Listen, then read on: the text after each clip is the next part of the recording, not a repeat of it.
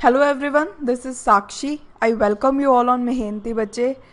So I hope आज आप सब बहुत खुश होगे बिकॉज PSPCL ने फाइनली अपनी साइट पे ऑफिशियल नोटिफिकेशन अपलोड कर दी है वेरियस पोस्ट के लिए, और साथ में अप्लाई करने का जो लिंक है वो भी एक्टिवेट हो चुका है. ओके, सो आप अप्लाई कर सकते हो.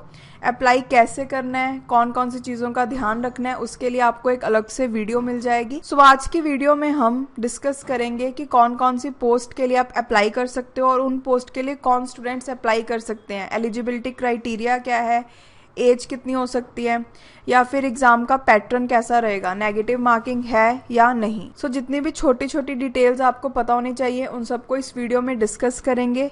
ओके, सो वीडियो स्टार्ट करने से पहले एक इम्पॉर्टेंट इन्फॉर्मेशन है आप सबके लिए. मेहनती बच्चे चैनल पे PSPCL की प्रिपरेशन से रिलेटेड एक वीडियो ऑलरेडी अपलोड हो चुकी है.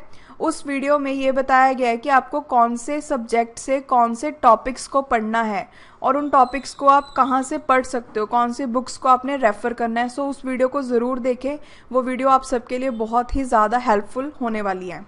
ओके, सो अगर आप चाहते हो कि फर्दर वीडियोस की नोटिफिकेशन आपको टाइम टू टाइम मिलती रहे तो चैनल को सब्सक्राइब कीजिए. इस वीडियो में बेसिकली हम उन पोस्ट की बात करेंगे जो है अंडर CRA 29319. ओके, जो बाकी की पोस्ट है उनको हम अलग से वीडियो में डिस्कस करेंगे. सो नोटिस में सबसे पहले है important dates. Start of receiving online application is 5/9, मतलब 5 सितंबर से स्टार्ट हो गया, और क्लोजिंग डेट है जो स्टेप 2 की वो है 1 अक्टूबर. ओके, और जो क्लोजिंग डेट है स्टेप 3 की वो रहेगी 4 अक्टूबर. सो नेक्स्ट आपको क्या देखना है इसमें वो है कि कौन कौन सी पोस्ट है और उसकी क्या क्वालिफिकेशन रहेगी. सो सबसे पहले अगर हम अकाउंट ऑफिसर की बात करें उसके लिए 4 पोस्ट हैं और उनके लिए जो एजुकेशन क्वालिफिकेशन है वो है CA या फिर ICWA.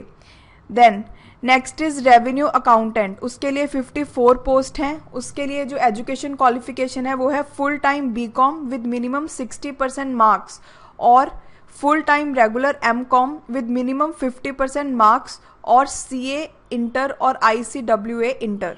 मतलब कि या तो BCom हो और उसमें 60% मार्क्स होने चाहिए मिनिमम, या फिर MCom हो सकती है उसमें 50% मार्क्स होने चाहिए, या फिर CA इंटर और ICWA inter. Okay, then superintendent division accounts that is STA के लिए 26 पोस्ट हैं. उसके लिए जो एजुकेशन क्वालिफिकेशन है वो है full time regular BCom with minimum 60% marks और full time MCom with 50% marks और CA inter and ICWA inter. Okay, same ही है इसके लिए.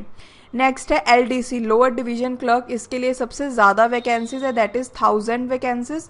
ओके, अब इसमें देखो सबसे पहले तो बैचलर डिग्री होनी चाहिए फ्रॉम अ रिकॉग्नाइज्ड यूनिवर्सिटी और इंस्टीट्यूट. एंड का मतलब है कि ये वाली जो B पॉइंट है वो भी नेसेसरी है. एक तो फर्स्ट होना चाहिए और सेकंड क्या है, possess at least 120 hour course with hands on experience in use of personal computer और information technology in the office productivity application और desktop publication application from a government recognised institution और a reputed institution which is ISO 9001 certified. मतलब आपके पास ये certificate होना चाहिए 120 hours वाला, या फिर मतलब अब यहाँ पे या आपके पास 120 आवर वाला सर्टिफिकेट हो सकता है, या फिर possessor computer information technology course equivalent to O level certificate of department of electronics accreditation of computer course of government of India.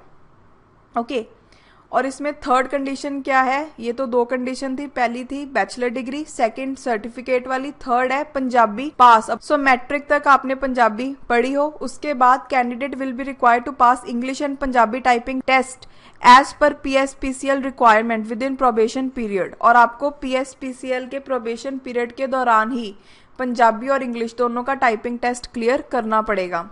Next है स्टीनोटाइपिस्ट. स्टीनोटाइपिस्ट के लिए 50 पोस्ट हैं. इसमें बैचलर डिग्री हो, okay, and possess at least 120 hours course with hands on experience in use of personal computer और information. Basically LDC और stenotypist के लिए जो एजुकेशन क्वालिफिकेशन है वो काफ़ी हद तक सेम है. जो डिफरेंट है उसके बारे में हम बात कर लेते हैं. इसमें भी बैचलर डिग्री चाहिए और एक सर्टिफिकेट चाहिए, 120 आवर वाला भी हो सकता है या O लेवल सर्टिफिकेट हो, और इसमें भी पंजाबी कंपलसरी है मैट्रिक तक. ठीक है, इसमें 4th पॉइंट देखो, मस्ट क्वालिफाई पंजाबी और इंग्लिश एज द केस में B. stenography, dictation and typing test to be held by the corporation at the speed of 80 words per minute, and there shall be 400 words, 2 paragraph of 200 words which has to be typed on computer at the speed of 20 word per minute with exemption of 8% mistake error in the typing test. मतलब क्या है, जो stenotypist के लिए apply करेंगे उनका typing test होगा. Selected candidates will have to qualify second language stenography test in the Punjabi or English as the case may be at the speed of 50 word per minute and 10 word per minute in transcribing the same within probation period. So next आपको जो important information का ध्यान रखना है वो है कि अगर आप LDC पोस्ट के लिए अप्लाई कर रहे हो उसके लिए जो मिनिमम स्पीड है वो होगी 30 वर्ड्स पर मिनट. ओके, मतलब एक लैंग्वेज आपको अभी सिलेक्ट करनी पड़ेगी, उसका टेस्ट पेपर के बाद होगा, और सेकंड जो लैंग्वेज है उसका टेस्ट होगा ड्यूरिंग प्रोबेशन पीरियड.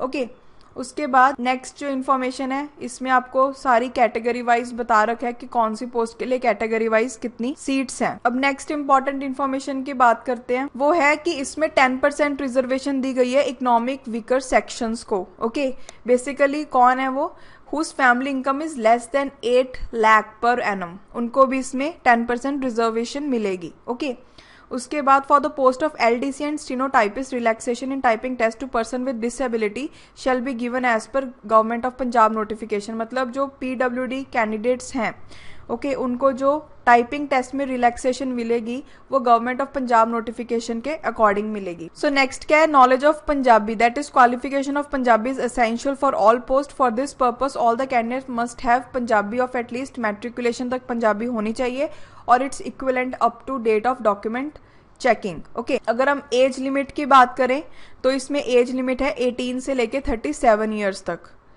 देन जो रिलैक्सेशन है उसके बारे में आप एक बार चेक कर लेना अपनी कैटेगरी के अकॉर्डिंग. ओके, और इसमें बताया गया जो यहाँ पे जितने भी पॉइंट्स से रखे हैं 6 के 6, उनके लिए जो अपर एज लिमिट है वो होगी 40 ईयर्स.